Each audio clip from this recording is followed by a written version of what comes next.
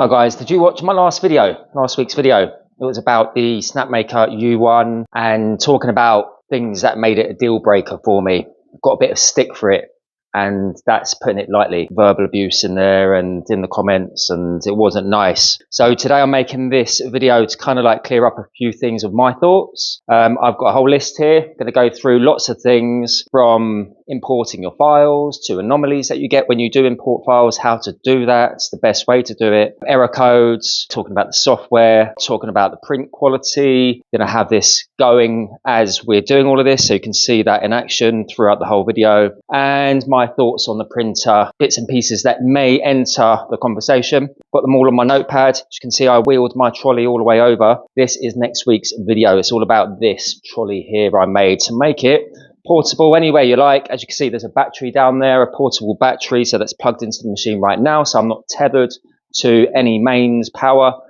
That is next week's video. It's really cool. I wanted to make it this week's, but I need to clear up this situation. Anyway, let's get cracking. Let's open up Snapmaker Orca for the U1 and bring a file in. Let's move this out of the way. I'm opening Snapmaker Orca. It's their slicer, but with the Orca, it doesn't have a built-in place for models and files. You can import things and bring them in, but you know, for people who haven't got a great deal of experience like me, there is no option for this apart from importing. You can't just open up your Orca app, as you can see here, and then just press open. You need to have already downloaded your file.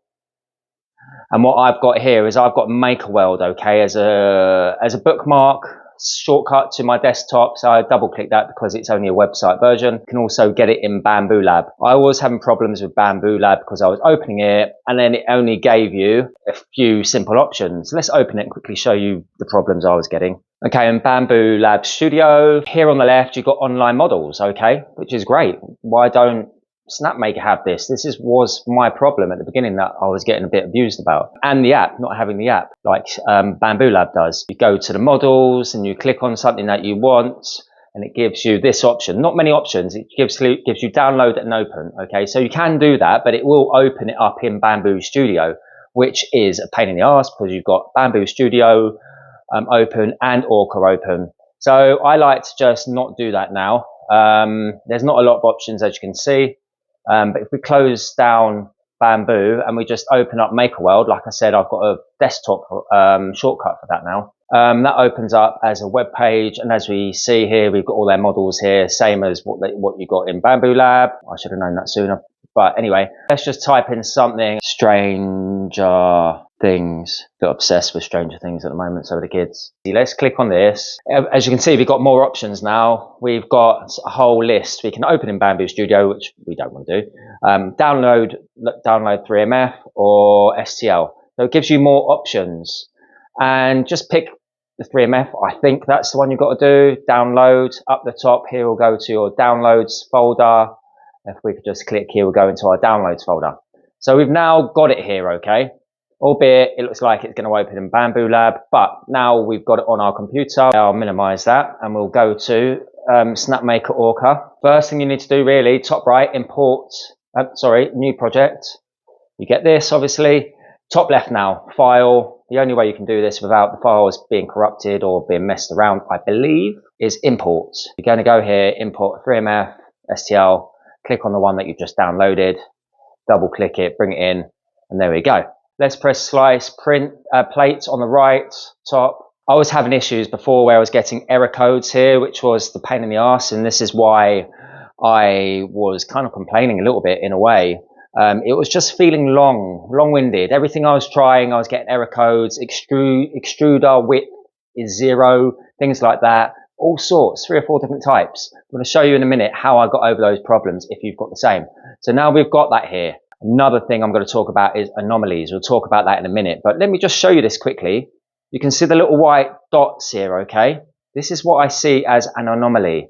I've opened a few files like this up now, and they look like whites, and I've got whites in my filaments. I didn't know whether it was white, but they seem to be printing, just for now, really well, okay? No white bits. Anyway, we'll go back to anomalies in a bit.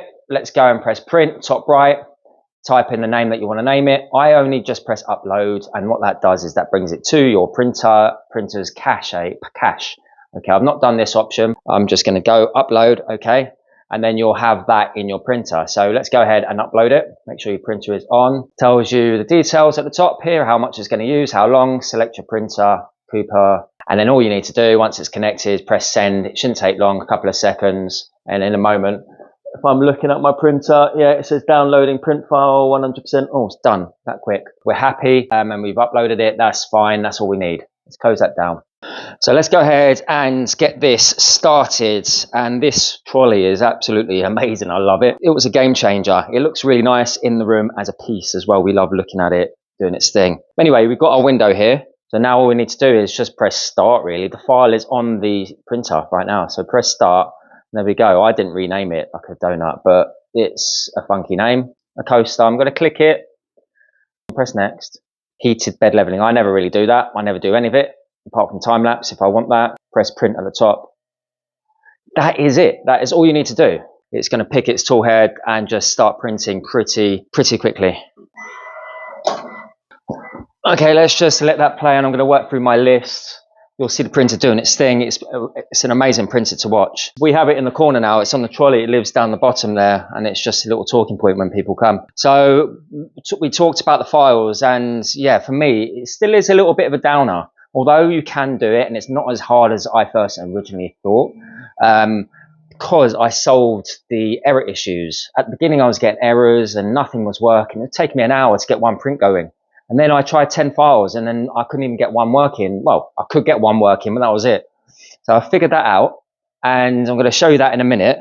But now I think it isn't really so bad looking through Maker World and then saving the file and then bringing it in. The only downside is that you do need your computer. As far as I know, you can't do this, or I don't know how to do it, through an app of some kind.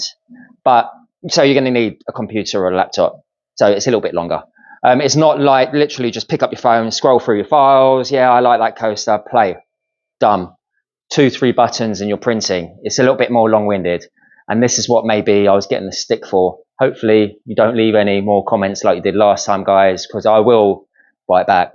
So anyway, let's show you how I did solve the issue. If I open this up. So I was having a lot of error codes popping up, and it was annoying me. And for some reason here, the presets, when you click on this particular menu here, it was on something random, okay? When I brought a file in, it had changed it, and every time I was bringing files in, they were all different. As far as I know, I think I was in like untitled or something random. So I just randomly picked one of these. I think it's just one that you usually pick all the time anyway. It's the 0.20 standard with a 0.4 nozzle. And it worked. I've tried the one below it and the one above it. So I've tried this one, the optimal. I've tried the standard, and I've tried the strength. And they all seem to work now. And every time I slice, it does its thing and I don't get any issues. So let's go ahead and slice this plate, okay? And see what happens. We've got the slicing going on. 50, 80, there we go, we're done. And it's just like Bamboo Lab now. It's quick, it's easy. I'm not getting any error codes because I was getting like codes that said filament wall width 0 and other bits and loads of things I didn't understand. Now it does work, it's fantastic. But that brings me on to talking about a few anomalies. Can't say the word. We zoom in now, you see lots of white bits, okay? And this is why I think Snapmaker need to make their own or have their own models in their own app, because I don't know whether this is down to bringing and importing files in. I don't know. I haven't got enough experience. You can see white dots. But when you look in Prepare, they aren't there, obviously. We're not using any white filament on this. So when I have sliced it and I look at all the filaments, it's not telling me there's white there. So that's just assuming there's gaps or something. Maybe I'm missing something there, but it doesn't print badly if I'm honest. But you think, why is it doing that? Let's bring something else in for you. It's just a screenshot because I don't want to load it up. So I've got a screenshot here of something I imported. This takes so long. This takes about 4 or 5 minutes for the software to load up. It's like 6-7 times bigger file than anything else I've imported. If you have a look here, this guy here, his face is white. And I don't know why. I've gone here into processes, press objects, and I flick through all the colors and there is no white in there. So I do not know why. I've tried a few things and it hasn't changed. So again, anomalies, when you're importing. Talking about the anomalies, I don't know if you can see the holes, okay, through the coaster. Maybe it was the file itself that was corrupt. So we talked about importing anomalies, bits and pieces that can go wrong, error codes, how to solve them by going to the system presets and going to the 0.20. That solved 95% of them. I still get every now and then. Software can be a little bit slow every now and then, even though this is a gaming computer, it's super fast. There we go, it's picked up its pace. This thing is super quiet, by the way. The loudest thing about this is the fan, but you can change the settings there.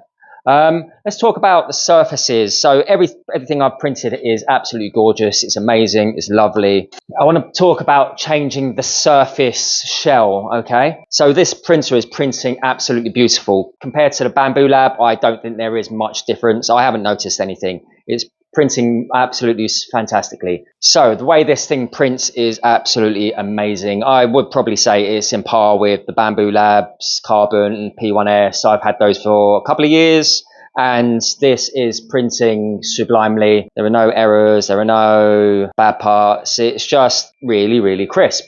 That leads me to showing you the finish of what you can change. As you can see, everything that you generally do has a monotronic line, and what I mean by that is the lines go up and down. As you can see, it's doing it there, the top and the bottom shells. But if you change that, if we really close in and look at the black, you'll see it's a pattern. There is a pattern to it, and all you need to do is change the shell. So you won't get the standard lines. You can do squiggly, you can do star shape, round shape, all sorts of things, and you get a nicer pattern or a nicer look. Let me just show you other things that you can do. So I printed this on my Bamboo Lab, but you can just see the texture is a lot different. It's squiggly. But I think that has had the top shell left off and just the infill pattern showing. But it looks cool. And it's better sometimes than just an up and down finish. That's what I'm trying to get to. You just go to strength and you see top surface pattern, monotronic, or bottom surface pattern. That'll be the top uppermost face or the bottom uppermost face, and you can change it to anything you like. I liked octagram, spiral. I think that's what I showed you on the Stranger Things keyring. It's just a little bit different. And if you have a look at certain lights, it just gives you another kind of like aspect to it. It looks really nice, actually. Worth a go. So the quality of the prints are sublime. I'm loving this probably a little bit more than the Bamboo Lab now. Now I know how to bring the files in, and it isn't such a long thing. The filaments it comes with 500 grams of black, red, white and yellow, and to be honest, it couldn't have been better. What a great choice, Snapmaker, because I am a Stranger Things fan and you can print loads of this. By the way, all of these, it's like 3 or 4 grams, 15 grams. They don't take up hardly anything. You could be printing hundreds and hundreds of these on the 4 rolls that you get. Even so, even if you are replacing them, they're only like 6 or 7 quid each or something like that. But the Snapmaker, I would say go with their reels because they've got the sensors on them that tells you how much you've used, how much you haven't. It's probably a good thing because you can just check how much you've got left. If you're doing a big project, you don't want it to run out, those kind of things. You just know, and you can keep on top of how much you've got. So the ones that come with it, they've got the little sensors on them to tell you and update you on when they're going to run out or not. So the price of this machine is about $850, I think. It was the biggest seller on Kickstarter, I believe. I bought this from Kickstarter, $850 all in, 600 something pounds, and I don't regret buying it whatsoever. So every machine that you see generally that I use in my videos, they've been given to me. I don't really buy any, but this I did, and I don't regret it. It's a lot of money, £650, but I don't think it's a lot of money for what you're getting. You're getting a machine that's churning out prints just as fast as the Bamboo Lab. I haven't done comparisons, but if I turn up the speed to 150, because this goes from 50, 80, 100, 120, 150, 5 speeds, it can churn through just as quick as ludicrous speed on there, I think. Maybe touch and go there. The tool changes are fantastic. They're quiet. They take about 3 or 4 seconds each. It is fantastic. I love it. It's a pleasure to watch. I don't think it's a lot of money for what you're getting whatsoever. 650 quid to churn these out. and have fun. Have it as a centerpiece on your trolley, in your house, whatever you want, or in your business. Phenomenal. I think they have done an absolutely outstanding job to get it to this stage. I've had no problems with it, with all these prints, apart from, like I said, is the uploading, which is the only downside still for me. Finish the video off. Would I buy one? Again, hell yeah. I'd buy 2 or 3. If I had a business where I could sell this kind of stuff, I'd be buying these all day long. Just one more thing. I can't actually get to it. The filament waste that I've got is absolutely tiny. It's about 7 or 8 poops worth, okay? Not a lot. And that is me cleaning the machine a few times, doing a few calibrations, and printing everything that you see here, plus one more dragon that I gave to someone else. So everything that you see here, plus calibration a few times, was about 8 poops worth. And that's changed colours and tool changes hundreds of times. So that's a huge plus in my eyes. So I think I'm going to leave it like that, guys. This just literally parks up anywhere in my room, in my kitchen. And that leads me on to what next week's video is going to be about. Let's move the camera back. Next week's video is all about this fantastic trolley which I designed to work with the IKEA trays. There's another big one at the bottom if you want it. I've taken it out. It's got the battens there. It's actually got 3 sets of battens for 3 of these, or a small one and a big one. But I also designed it to go with my EcoFlow battery. It just moves around. It's got its self-contained power. I don't need to have it plugged into the wall. I'm going to be showing you how to make this. So I'm going to be putting it all together, putting the wheels on, putting the printer on, wheeling it in the correct place, and just showing you how it all works. It's going to be a cool video. So hope you enjoyed, guys. Have a great Friday. Hopefully I'll see you next Friday again. Take it easy. Ciao for now.